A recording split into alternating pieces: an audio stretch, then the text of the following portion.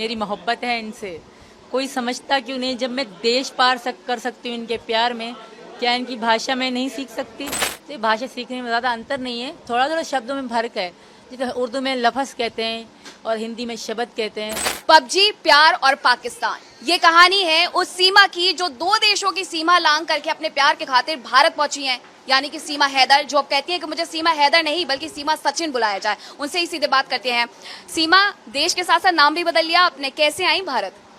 भारत जैसे आई, सब सुन रहे हैं स्टोरियों में, ऐसे ही आई मैं भारत। ज़्यादा कुछ खास नहीं था, क्योंकि नेपाल और भारत के रिलेशन अच्छे हैं, तो इतना ज़्यादा पूछताछ नहीं हुई मैं। तो बाकी जब नेपाल तक मैं लीगल तरीके से आई थी, वीज़ा लगवा के, बाकायदा टिकट करवा के। जी। सीमा, और कोई परेशानी नहीं आई जब आप भारत के लिए एंट्री करनी थी नेपाल से? ऐसी कोई दिक्कत, ऐसी कोई परेशानी जब आपको लगा हो कि अब मेरा प्यार अधूरा रह जाएगा और मैं भारत में नहीं जा पाऊंगी?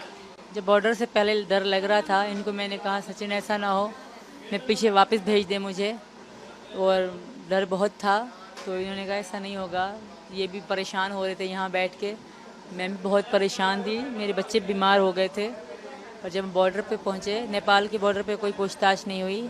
इंडियन में एक ही ऑफिसर आए थे, कि आधी रात हो गई थी, ज़्यादा जाँच चूच नहीं करी उन्होंने, बस। तो आप इस तरीके से भारत में दाखिल हो गई, लेकिन भारत में आने के बाद ये कहानी तो सबने सुन ली कि आप सचिन के लिए प्यार के खातिर अपना देश छोड़ करके दूसरे देश में आ गई, लेकिन लोग दूसरा एंगल भी जानना चाहते हैं। वो समझना चाहते हैं कि आपकी हिंदी इतनी अच्छी कैसे है, जबकि आप सिंधी प्रांत से हैं।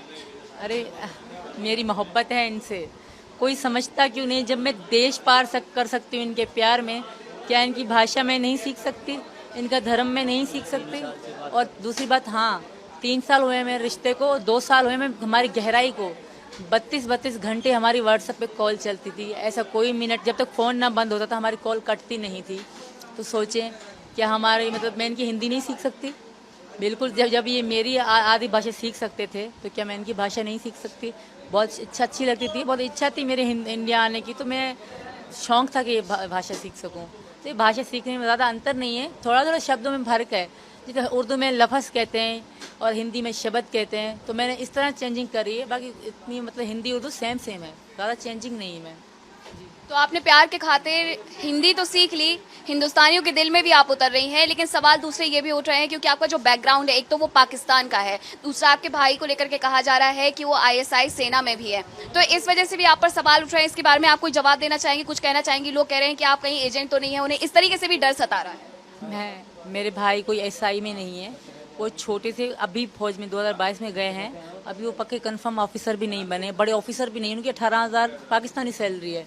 2 गुना अगर 3 गुना कम किया जाए तो भारत के फिर बनेगी उनकी सैलरी। तो ये भारत के 8-9 हज़ार उनकी सैलरी, कोई वो बड़े ऑफिसर नहीं है।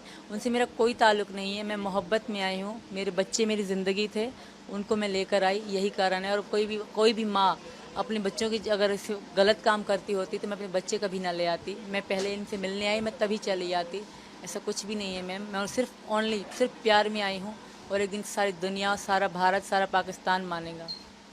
प्यार की खातिर देश को भी छोड़ दिया, लेकिन अपनों को भी कहीं ना कहीं छोड़ा है। जो आपके पूर्व पति कह सकती हूँ मैं, गुलाम हैदर, जो लगातार ये कह रहे हैं कि सीमा वापस आ जाए, बच्चे वापस आ जाए, उनसे क्या कहेंगी? उनको छोड़ने का मुझे कोई दुख नहीं है, क्योंकि उन्होंने कभी इतना प्यार नहीं दिया। बहनों को छोड़ने का दुख ज़रूर है। बहनें बहनें होती हैं, मुझे अपनी बहनें बहुत प्यारी हैं, छोटी बड़ी दोनों। और मेरी बहन को पता नहीं लड़का हुआ है कि लड़की, क्योंकि 9वां महीना वो प्रेग्नेंट थी। मैं उसके बच्ची के कपड़े तो उसको लेकर दे आई, पर वो अपनी भांजी देख ना आई। मेरी बेटियों को बहुत प्यार करती थी मेरी बहनें। तो बहनें बहनें होती हैं, उनकी याद आती रहेगी सारी ज़िंदगी, बहनों को कभी नहीं भूल सकती।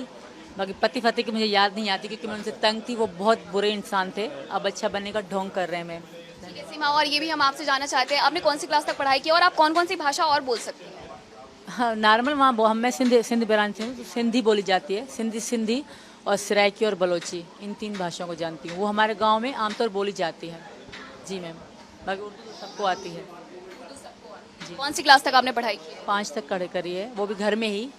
सरकार की तरफ से टीचर भेजी जाती थी घरों में। बेनज़ीर भुट्टो जी जो वहाँ थी पहले, उनकी तरफ से टीचर भेजे जाते, उन्होंने मुझे पढ़ाया था, वहीं हम पढ़े थे, मैं, मेरी 2 बहनें भी।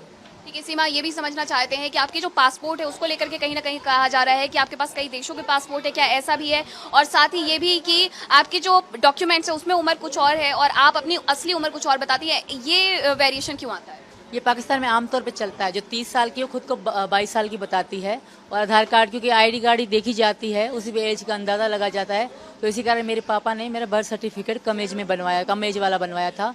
मैंने यहाँ के जो कानून वाले जो भी थे उनको दोनों एज बताई थी, सर मेरे कागजों में ये लिखी गई है, पर रियल में मैं 27 साल की हूँ। और मेरे पास किसी देश का कोई पासपोर्ट नहीं, मेरे पास 5 पासपोर्ट हैं, 4 बच्चों का, एक मेरा, वो पाकिस्तानी पासपोर्ट है। मेरे पासपोर्ट में 2 वीज़े हैं और उनमें बच्चों के में एक वीज़ा है। जी सर, धन्यवाद मैम। ठीक है सचिन, आप अब पूरी तरीके से रिलाय करती हैं, आप पर भरोसा करती हैं सीमा, ये भरोसा कहीं टूटेगा तो नहीं? और सवाल जो उठ रहे हैं आईएसआई एजेंट होने के, उस पर आप क्या कहेंगे? अगर एजेंट होती है, ठीक है, हम 2 महीने 1.5 महीने से आराम से कमरे में रह रहे थे, किसी को कानो कान खबर नहीं थी मैम। तो इसने बोला मैंने कि बच्चों को स्कूल पढ़ाने जाना है, कोई वकील से जानकारी कर लो। तो हम बोले सर कोर्ट गए थे, वकील के पास खुद ही अपने आप दोनों सलाह मिला के खुद ही गए थे, किसी को कानो कान खबर नहीं थी। हमने खुद बताया कि पासपोर्ट भी दिखाया, सब चीज़ दिखाया कि ये पाकिस्तानी है, बच्चों को स्कूल में डालना है, आधार कार्ड। वैधता चाहते हैं कहीं ना कहीं इस पूरे रिश्ते को कानूनी नाम दे करके। लेकिन सीमा, यहाँ पर सवाल ये भी उठ रहे हैं कि आपने अपनी संपत्ति शायद पाकिस्तान की बेची और उसके बाद आप आई, ये सच्चाई है या नहीं है? संपत्ति में क्या था, इतना सा घर था, यहाँ से कमरे तक घर था, इतना बड़ा घर नहीं था, वो मेरा था, मेरे नाम से था, तो वही मैंने बेचा। इसके अलावा कुछ नहीं। मेरी मम्मी का सोना ये रहा, एक ये है, एक ये छोटे हैं, एक रिंग है, वो रखी है अंदर। इसके अलावा कुछ भी नहीं था, ना कभी हैदर ने मुझे सोना बनवा के दिया, ना ही कुछ। और बाकी जो उनका सामान था, चीज़ें थी, फ्रिज एलडी वगैरह सब उनकी वहाँ घर में पड़ी हुई है। जो मेरा था मैंने वो बेच के मैं आ गई। मैम, आपके हाथ पे ये निशान जो हैं, क्या ये समझे जाए कि ये बर्बरता की निशानी है, ये पहले के निशान है? मोहब्बत की निशानी है, हमारी लड़ाई की निशानी है, क्योंकि इनके अलावा मेरा कोई नहीं था। ये बिलोंग करते थे तो बहुत बुरा लगता था, तो मरने को मन करता था। ठीक है, तो आपने सुना सीमा को। सीमा साफ तौर पर ये कह रही है कि वो प्यार के खातिर अपने देश को छोड़ करके आई हैं। आईएसआई एजेंट की जो बात कही जा रही है उसे वो पूरी तरीके से झुठलाती हैं और कहती हैं कि मैंने प्यार के खातिर दूसरे देश की भाषा सीखी, और इतना ही नहीं, भाषा सीखने के साथ साथ मैंने उस देश को भी अपनाया है। वीडियो जर्नलिस्ट सीपी सिंह के साथ मैं Meenakshi rather, Republic Bharat, greater Noida, UP.